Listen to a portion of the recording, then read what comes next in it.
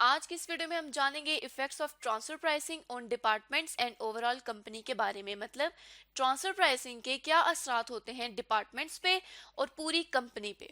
तो चलें इससे पहले हम डिस्कस करते हैं ट्रांसफर प्राइसिंग को, जिस हमने लास्ट वीडियो में देखा था कि ट्रांसफर प्राइसिंग एक अमल होता है जिसके थ्रू किसी भी ऑर्गेनाइजेशन या कंपनी में प्राइस सेट की जाती है। किस चीज की? जब सेम कंपनी के दो डिफरेंट डिवीजन आपस में गुड्स या सर्विसेज एक्सचेंज करते हैं या एक डिवीजन से दूसरे डिवीजन में गुड्स या सर्विसेज को ट्रांसफर किया जाता है, सेल किया जाता है, तो उन गुड्स या सर्विसेज को प्राइस असाइन करने के तरीकाकार को हम कहते हैं ट्रांसफर प्राइसिंग। अब यहाँ पे इफेक्ट्स की बात कर रहे हैं कि ट्रांसफर प्राइसिंग के क्या इफेक्ट्स होते हैं डिपार्टमेंट पे और ओवरऑल कंपनी पे। तो ट्रांसफर प्राइसिंग के जो डिपार्टमेंट बेसिस पे जो असर होते हैं वो ये होते हैं कि डिविजनल प्रॉफिट्स जो हैं डिविजन्स के वो इम्प्रूव हो जाते हैं। और दूसरा, अगर ओवरऑल कंपनी पे देखा जाए तो ओवरऑल कंपनी पे कोई असर नहीं होता, कोई उस पे इफेक्ट नहीं होता। अब किस तरह से कोई इफेक्ट नहीं होता? इस तरह से कि एक डिपार्टमेंट की सेल होगी और एज इट इज दूसरे डिपार्टमेंट की उसी वैल्यू की परचेज होगी। तो सेल और परचेज जो है दोनों डिविजन्स की आपस में जब होल कंपनी में उसको रिपोर्ट किया जाएगा तो सेल और परचेज आपस में क्या हो जाएंगी? कैंसिल हो जाएंगी। इसी तरह अब इन इफेक्ट्स को हम एक एग्जाम्पल के थ्रू अगर समझें तो हम एज्यूम करते हैं कि हमारे पास एक कंपनी है फ्रूटी यम कंपनी, जिसके दो डिवीजन्स हैं। एक डिवीजन जो है वो जैम डिवीजन है, वो जैम्स बनाता है, फ्रूट जैम्स, और जो दूसरा डिवीजन है वो जूसेस बनाकर सेल करता है। अब ये जो दो डिवीजन्स हैं कंपनी के, ये क्या करते हैं? ये सेल करते हैं अपनी जैम्स को और जूसेस को आउटसाइड द कंपनी। तो यहाँ पे जो ये सेल करके सेल्स रेवेन्यू अर्न करते हैं वो जैम डिवीजन अर्न करता है 50,000 रुपीज का, और जो जूस डिवीजन है वो अर्न करता है 70,000 रुपीज का सेल्स रेवेन्यू। इसी तरह से जब इन्होंने सेल्स रेवेन्यू अर्न किया तो ये चीजें बेचने में कुछ कॉस्ट भी लगती है कंपनी की, और वो हम एज्यूम ये कर लेते हैं कि जो जैम डिवीजन है उस पे जो कॉस्ट आई है वो आई है 40,000 रुपीज की, और जो जूस डिवीजन है उसकी जो कॉस्ट है वो है रुपीज 50,000 की। इसी तरह से अब हम लोग देख लेते हैं कि अगर ट्रांसफर प्राइसिंग ना की जाए तो कंपनी की क्या स्टेटमेंट्स हैं, उसका क्या प्रॉफिट है। उसके बाद देखेंगे कि ट्रांसफर प्राइसिंग करने से कंपनी पे क्या असर पड़ता है। तो यहाँ पे अगर देखा जाए तो जो सेल्स रेवेन्यू है वो है 500,000 रुपीज का।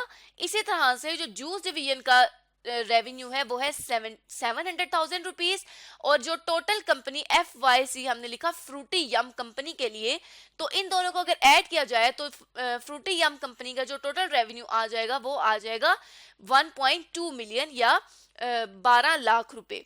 इसी तरह इसमें से लेस कर दी जाएगी कॉस्ट, तो कॉस्ट जो थी वो जैम डिवीजन की 400,000 रुपीज थी, और जो जूस डिवीजन है उसकी कॉस्ट थी 500,000 रुपीज। यहाँ पे लेस कर दिया हमने कॉस्ट को तो प्रॉफिट आ गया। मतलब प्रॉफिट क्या होता है? रेवेन्यू हमने लिखा आर के लिए, रेवेन्यू में से कॉस्ट को सी लिखा हमने कॉस्ट के लिए। जब रेवेन्यू में से कॉस्ट लेस कर दी तो वो हमारे पास आ जाएगा प्रॉफिट।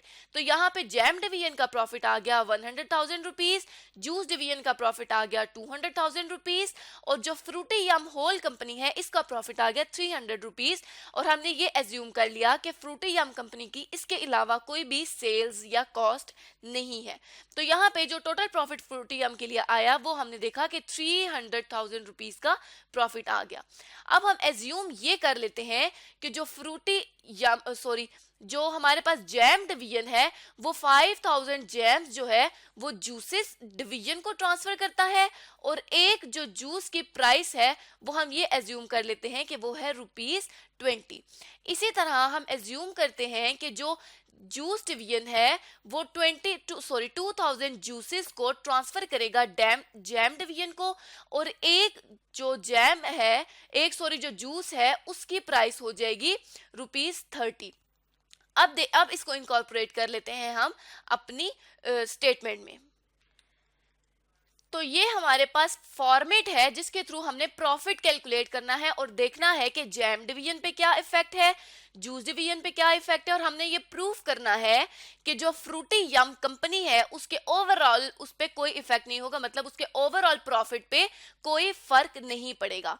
तो यहाँ पे सेल्स जिस तरह हमने ऊपर देखा था अपनी पहली स्टेटमेंट में कि हमने रेवेन्यू लिखा था, मतलब रेवेन्यू सेल्स होती है, तो सबसे पहले सेल्स में से कॉस्ट लेस करनी है। लेकिन अब क्या है कि ट्रांसफर प्राइसिंग की वजह से दो तरह की सेल्स हैं, एक एक्सटर्नल सेल्स जो जूस और जैम डिवीजन पहले से कर रहे थे, वो सेल्स हम एज इट इज लिख देंगे। वो सेल्स क्या थी, 500,000 रुपीज, और जैम डिवीजन की और जूस डिवीजन की थी 700,000 रुपीज। इसी तरह से अब अगर इंटरनल सेल्स की बात की जाए तो जैम डिवीजन के लिए हमने कहा था कि 5,000 जैम्स ट्रांसफर करेगा जूस डिवीजन को 20 रुपीज पे। तो हम क्या कर देंगे, 5,000 जैम्स को 20 से मल्टीप्लाई कर देंगे, तो ये जो इंटरनल सेल्स रेवेन्यू आ जाएगा ये आ जाएगा 100,000 रुपीज का। तो यहाँ पे हम इंटरनल सेल्स जो है वो जैम डिवीजन के लिए लिख देंगे, वो कितनी है, 100,000 रुपीज की। इसी तरह से जूस डिवीजन को भी, जूस डिवीजन ने भी 2,000 जूसेस ट्रांसफर करने हैं जैम डिवीजन को, और जो 2,000 जूसेस की प्राइस है, सॉरी यहाँ पे 2,000 जूसेस हैं, 2,000 जूसेस की जो प्राइस है वो है ₹30। तो 2,000 को हम मल्टीप्लाई कर देंगे 30 के साथ, तो जब 2,000 को मल्टीप्लाई किया 30 से तो ये आ गया 60,000। अब क्या करना है कि इस 60,000, क्योंकि ये अब इंटरनल सेल्स है तो यहाँ पे इंटरनल सेल्स लिख देनी है कि इंटरनल सेल्स जूस डिवीजन की है 60,000 की। तो मतलब क्या हुआ कि अब जो टोटल सेल्स आ जाएंगी वो आ जाएंगी इनको प्लस करके, मतलब 500,000 में 100,000 को ऐड कर दिया तो टोटल सेल्स आ गई 600,000 की। इसी तरह 700,000 में जब 600,000 को ऐड किया तो ये सेल्स आ गई 1.3 मिलियन की, या 13 लाख रुपए की सेल्स आ गई। अब फ्रूटी यम के लिए जो टोटल सेल्स बन जाएंगी वो बन जाएंगी 600,000 प्लस 1.3 मिलियन। तो जो फ्रूटी यम कंपनी के लिए ए और डिवीजन बी की सेल्स को प्लस करके वो आएगा 1.9 मिलियन या 19 लाख रुपए की सेल्स आ गई। इसी तरह अब इसमें से टोटल सेल्स में से लेस कर देंगे कॉस्ट को, और कॉस्ट भी हमारे पास दो तरह की होगी, एक तो होगी ट्रांसफर कॉस्ट और एक होगी डिविजनल कॉस्ट।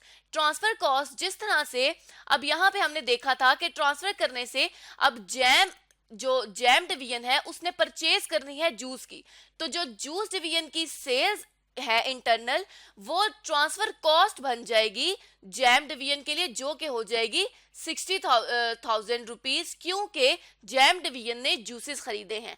और हम एज्यूम कर रहे हैं कि जूसेस डिवीजन ने जैम खरीदे हैं तो जैम की जो इंटरनल सेल्स हैं वो ट्रांसफर कॉस्ट बन जाएंगी जूसेस के लिए, क्योंकि जूसेस डिवीजन ने 1 लाख रुपए जैम डिवीजन को पे करने हैं। तो ये हो गई ट्रांसफर कॉस्ट जैम डिवीजन की और जूसेस डिवीजन की। अब इसी तरह डिविजनल कॉस्ट की बात की जाए तो मतलब जो पहले से कॉस्ट चल रही थी वो कॉस्ट हमने यहाँ पर लिख देनी है या इनकॉर्पोरेट कर देनी है।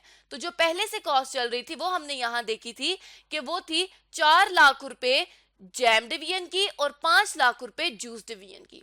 तो यहाँ पे हम जूस और जैम डिवीजन के लिए कॉस्ट इनकॉर्पोरेट कर देंगे। तो यहाँ पे जो कॉस्ट बनेगी, यहाँ पे जो कॉस्ट आएगी वो आएगी 400,000 रुपीज की, और यहाँ पे कॉस्ट आ जाएगी 500,000 रुपीज की। तो ये जो टोटल कॉस्ट बन जाएगी ये बन जाएगी 4,60,000 रुपए, और जो दूसरी कॉस्ट है जूस डिवीजन की वो बन जाएगी 6 लाख रुपए। तो यहाँ पे जो टोटल होके कॉस्ट आ जाएगी वो आ जाएगी 1,06,000, मतलब 10,60,000 रुपए की यहाँ पे टोटल कॉस्ट आ गई। सॉरी यहाँ पर था 700,000 और यहाँ पर था 600,000, तो ये 1.3 मिलियन नहीं है, यहाँ पर ये आएगा 7,60,000 रुपीज आ जाएंगे, और यहाँ पर टोटल भी जो है वो भी चेंज होके आ जाएगा 13,60,000 रुपए का। तो अब 13,60,000 रुपए में से 10,60,000 रुपए जब लेस किए तो जो कंपनी का प्रॉफिट आ जाएगा, टोटल प्रॉफिट, वो आ जाएगा 300,000 रुपीज का। अब डिविजनल प्रॉफिट देखा जाए तो टोटल सेल्स थी 600,000 और जो कॉस्ट थी वो थी 4,60,000। तो जैम डिवीजन का जो प्रॉफिट है वो आ जाएगा 1,40,000 रुपए। और इसी तरह से जूस डिवीजन के लिए जो प्रॉफिट आ जाएगा वो आ जाएगा 1,60,000 रुपए का। और प्रॉफिट हमने क्या बात की कि प्रॉफिट जो है वो टोटल सेल्स में से जो कॉस्ट है उसको लेस किया जाए तो हमने प्रॉफिट कैलकुलेट किया। अब यहाँ पे इफेक्ट देख लेते हैं कि क्या हुआ पहले और बाद में। तो पहले जो कंपनी का जैम डिवीजन का प्रॉफिट था वो था 1,00,000 रुपए। अब जो प्रॉफिट है वो इंप्रूव होके 1,40,000 रुपए हो गया है। इसी तरह जूस डिवीजन के लिए पहले जो प्रॉफिट था वो था 2,00,000 रुपए और अब जो प्रॉफिट है वो रिड्यूस होके 1,60,000 रुपए हो गया है। लेकिन जो ओवरऑल कंपनी है, मतलब जो फ्रूटी यम कंपनी है, उसका जो पहले प्रॉफिट था वो था 300,000 और अभी जो प्रॉफिट है वो भी है 300,000 रुपीज। तो मतलब ओवरऑल कंपनी पे कोई इफेक्ट नहीं हुआ। लेकिन जैम डिवीजन ने क्योंकि सेल्स की और जैम डिवीजन की सेल्स जो हैं वो as compare to juice division ज्यादा थी, इसलिए जो जैम डिवीजन है उसका प्रॉफिट जो है वो ज्यादा है और जूस डिवीजन ने कॉस्ट, ट्रांसफर कॉस्ट जो है वो ज्यादा पे की, जबकि उसकी इंटरनल सेल्स कम थी। तो इसलिए उसका जो प्रॉफिट है वो रिड्यूस होके 1,60,000 रुपए पे आ गया है। तो इसका क्या मतलब हुआ? इसका मतलब कि हमने एक और इफेक्ट देखा कि जो तो सेल्स करने वाली डिवीजन है, जो सेलिंग डिवीजन है, उसका प्रॉफिट जो है वो as compare to buying division ज्यादा होगा और जो बाइंग डिवीजन है, जो डिवीजन खरीद रहा है, उस डिवीजन का जो प्रॉफिट है वो as compare to selling division जो है वो कम होगा। तो इस तरह से आज की इस वीडियो में हमने देखा कि इफेक्ट्स क्या होते हैं ट्रांसफर प्राइसिंग के तमाम डिवीजन्स या डिपार्टमेंट्स पे और ओवरऑल कंपनी पे।